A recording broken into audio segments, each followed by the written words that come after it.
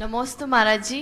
महाराज जी, मेरी ये शंका है कि किशोरावस्था ऐसी अवस्था है जिसमें बच्चों के चरित्र का निर्माण होता है, लेकिन उस समय कुछ माता पिता अपने बच्चों की गलतियों को नज़रअंदाज कर उन्हें विनाश की ओर भेज देते हैं। तो महाराज जी, उस समय उन्हें कैसे बचाएं? और महाराज जी, आज एक घटना सामने आई है कि एक बेटे ने अपने माता पिता की गोली मारकर हत्या कर दी। जिस माता पिता ने पाल पोस कर इतना बड़ा किया है और जिनकी हत्या हुई वे खुद ही धार्मिक प्रवृत्ति के थे, जिन्होंने 108 जैन धर्म के बड़े ग्रंथ लिखे।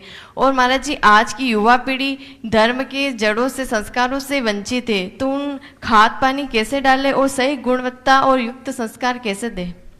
बहुत ही गंभीर प्रश्न है। सवाल है किशोरावस्था में बच्चों को संभालने का।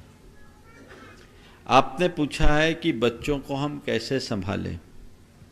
मैं एक घटना सुनाता हूँ। एक बच्चा 15 साल की उम्र में दोस्तों की संगति में शराब पी लिया। स्कूली दोस्त मिलकर के शराब पिया और शराब के नशे में अपने साथ की एक लड़की के साथ बदतमीजी भी कर दी। मामला पुलिस में पहुंच गया। पिताजी बड़े धर्मात्मा थे। पुलिस बच्चे को उठाने के लिए घर आई। स्कूल से भी उन तक सूचना आ गई। माता पिता ने सुना। पुलिस जैसे आई, पिता ने पुलिस को 5,000 रुपया दिया। 5,000 रुपया दिया और अपनी ओर से कहा, बेटे को जितनी बेरहमी से पीट सको पीटना, ताकि दोबारा कभी ऐसी हिम्मत न कर सके। ये एक पिता का दृष्टिकोण। ये जो थोड़ा ऐसे कार्यों के प्रति शक्त होकर के कड़ा रुख अख्तियार किया, ये नहीं देखा कि मामला को रफा दफा कर दो, मामला को दबा दो। इसने गलती की, मेरे बेटे ने ऐसा अनैतिक आचरण किया, इसे ऐसी नसीहत दो कि सपने में भी याद न कर सके। ये एक तरीका है। हालांकि मैं मारपीट को पसंद नहीं करता, लेकिन कभी कभी ठोकना भी जरूरी होता है। हालांकि प्रारंभ से यदि ऐसे संस्कार दिए जाए तो ये नौबत ही ना आए। दूसरा उदाहरण देता हूं। एक माता पिता ने अपने बच्चे को बहुत अच्छे संस्कार दिए, प्रारंभ से अच्छे संस्कार दिए। उन्हें आजादी भी दी, अंकुश भी दिया। शुरुआत में ही बच्चे को हर अच्छाई और बुराई का एहसास कराते रहे। उसे बता दिया कि तेरा क्राइटेरिया क्या है, तुझे कितना करना है और क्या करना है। बच्चा भी ठीक था, ढंग से अपने काम करता था। बच्चा बड़ा हुआ। 20 साल की उम्र में एक दिन अपने दोस्तों के साथ नाइट शो पिक्चर जाने के लिए पिता से अनुमति चाहिए। पिता ने अनुमति दे दी। दोस्तों के साथ बेटा गया तो पिता ने कहा, बेटा एक काम कर, एक चाबी तू अपने पास रख ले, बाहर से ताला लगा देना, क्योंकि 11 बजे के बाद तू रात में आएगा, रात में हम लोगों को जगाएगा, क्या फायदा, तू आके सो जाना। बेटा गया, पिक्चर से लौटकर आया, घर के अंदर आया, 11:30 बजे रात अपने पिता के दरवाजे खटखटाया। पापा दरवाजा खोलो। बोले क्या बात है, तू आ गया? बोले आ गया। ठीक है, सो जा। नहीं पापा दरवाजा खोलो, मुझे आपसे जरूरी बात करना है। सुबह बात कर लेना बेटा। नहीं अब भी खोलो, अभी हमें आपसे बात करना है, जरूरी बात करना है। पिता थोड़े घबराए। उनने दरवाजा खोला। बाहर बदहवास सी हालत में बेटा खड़ा था। पिता के चरणों में गिर गया और कहा, पापा मुझे माफ करना, पापा मुझे माफ करना, मुझसे बड़ी गलती हो गई। पिता ने पूछा क्या गलती हो गई, क्या कर लिया तूने? बोला मैंने आज आपका भरोसा तोड़ दिया। क्या हुआ?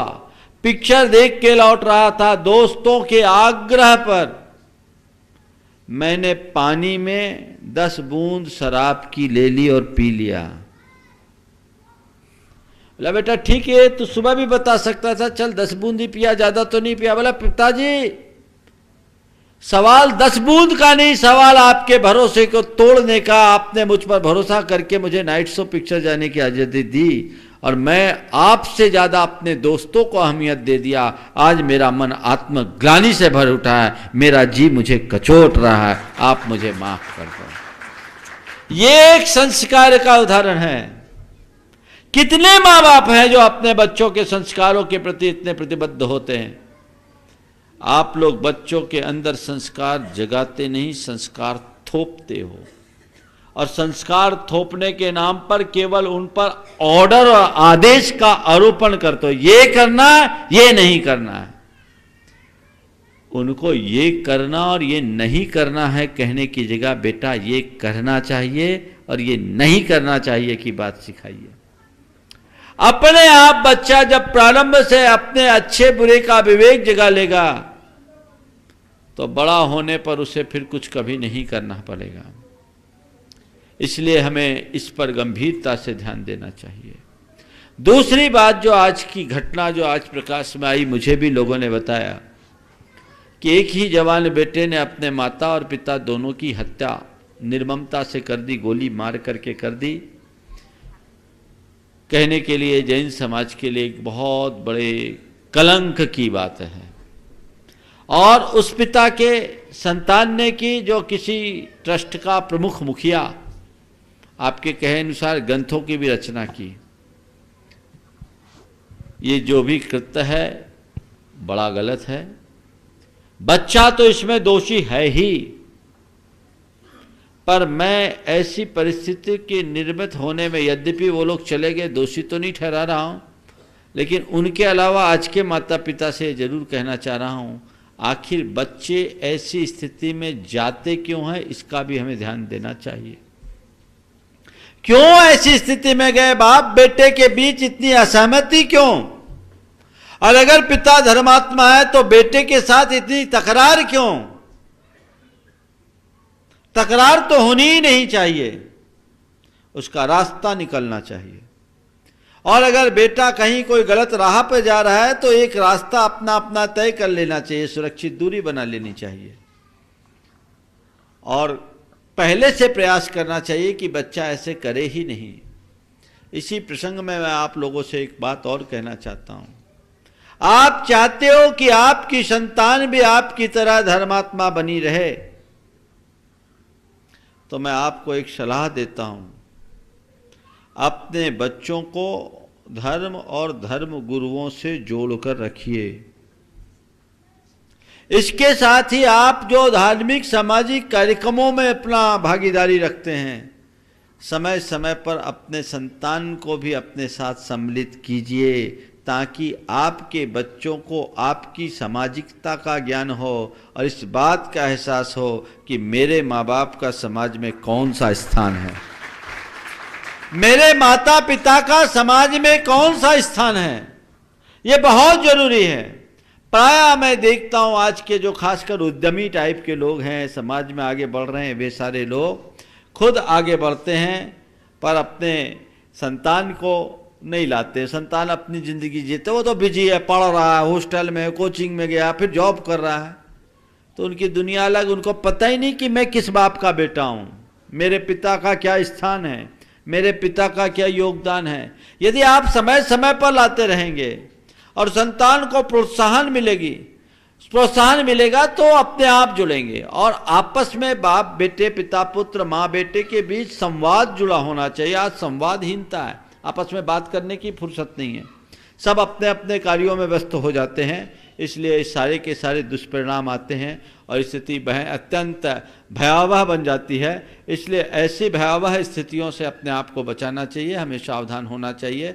और ये जो आज दुर्घटना घटी है, दुर्घटना मतलब एक दुष्कृत्य हुआ है, इसकी घोर निंदा करनी चाहिए और समाज के उन लोगों से मैं कहूँगा कि आप संकल्प लीजिए कि जीवन में कभी हम ऐसा नहीं करेंगे, न किसी को ऐसा करने देंगे। अपने हृदय में माता पिता के प्रति सम्मान तो होना ही चाहिए।